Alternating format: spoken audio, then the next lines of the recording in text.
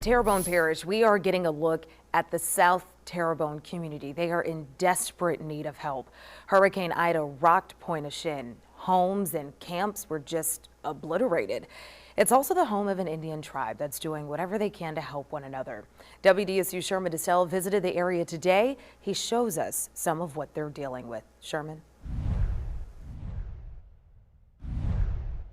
We're here in Pointe-au-Chien in South Terrebonne Parish, and in the Indian tribal community, out of the 80 homes that make up their community, only 12 are inhabitable after Hurricane Ida. Despite the catastrophic damage, this community seems determined to rebuild.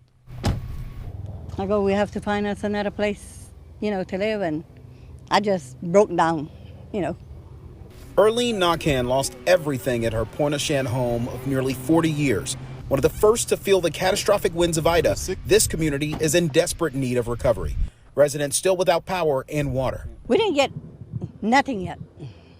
We applied with FEMA the first time. They denied us. Teresa Dardar is with the Pointe-au-Chien Indian tribe, an indigenous people of the land. She says only a dozen of their homes are still inhabitable.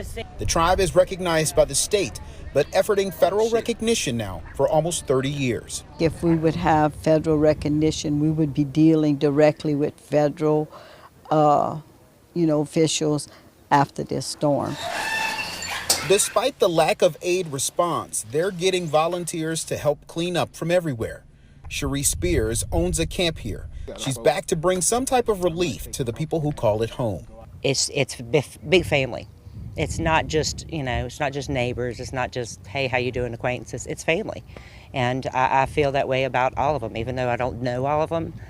And as some are ready to rebuild, others will start over elsewhere. Erlene's husband refuses to come back. He's by my daughter in St. Bernard. He don't want to come back down here. Why? Because he says it's too much for him. I asked Ms. Teresa Dardar if they've seen a lot of response from the state and the federal government. And while they have been getting a lot of visits, they say that when it comes to getting the help and the resources they need, they're still waiting for a lot of that. Reporting from Pointe-au-Chien, Sherman DeSalle, WDSU News.